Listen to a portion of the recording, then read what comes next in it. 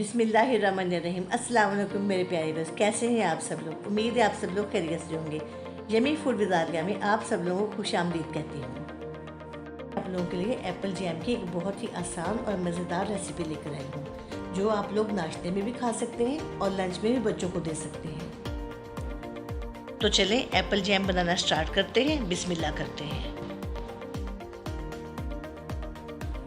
Apple jam बनाने के लिए मैंने 1 किलो सेब लिए हैं, आधा किलो मैंने चीनी ली है और आधा चम्मच मैंने टाटरी का लिया है। अगर आपके पास टाटरी नहीं है तो आप 2 लेमन का जूस भी निकाल कर डाल सकते हैं और पानी में हंसने ज़रूर दूँगी। मैंने सेबों को छील कर काट लिया है और इसके सारे बीज वगैरह निकाल दिए हैं।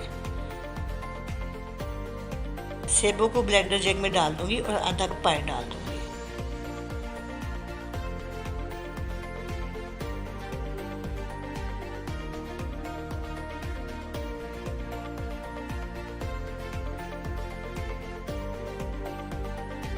ब्लेंड होने के बाद सेब बिल्कुल स्मूथ हो गए हैं।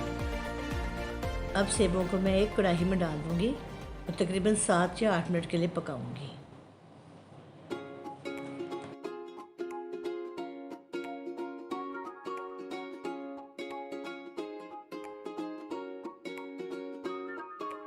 आठ मिनट पकाने के बाद मैं इसमें आधा किलो चीनी डाल दूंगी और उसे फिर पकाऊंगी। तकरीबन मैं इसे 8-9 मिनट ही दोबारा पकाऊंगी।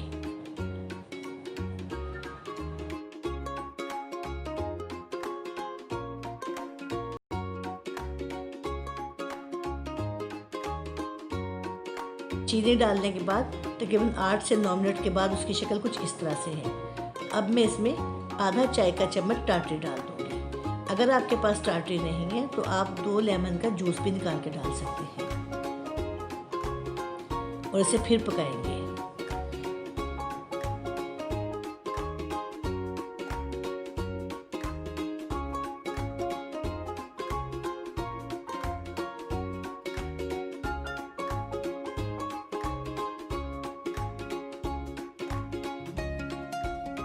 देखिए जैम गाढ़ा होना शुरू हो गया है। अब मैं इसे चेक करूँगी, एक प्लेट में डालूँगी और इसे थोड़ा सा प्लेट को टेढ़ा कर दूँगी। अगर इसमें से पानी आ गया तो इसका मतलब है कि ये भी रेडी नहीं हुआ। देखिए इसमें से सेबों का पानी निकल रहा है, इसका मतलब जैम अभी रेडी नहीं है। अभी हम इसे थोड़ी देर के लिए और पकाएंगे। देखिए बिल्कुल जैम रेडी हो चुका है और बिल्कुल ठीक हो चुका है, अपनी जगह पे बिल्कुल सेट है। इस स्टेज पे मैं इसमें थोड़ा सा ज़र्दा रंग डालूंगी, सिर्फ 1 चुटकी, ताकि इसमें बाजारी टच आ जाए। आपकी मर्ज़ी, आप डालें या ना डालें। अब जैम ठंडा हो चुका है। अब मैं इसे एक जार में निकाल रही हूँ। बहुत ही मज़े का जैम बना है और बहुत ही खुश शक्ल भी है। आप इसे कम से कम 6 महीने तक इस्तेमाल कर सकते हैं। इसमें कोई प्रिजर्वर नहीं है।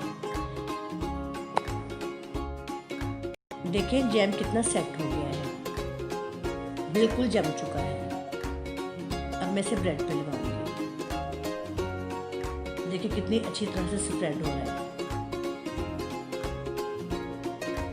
आप इसे ज़रूर बनाइएगा।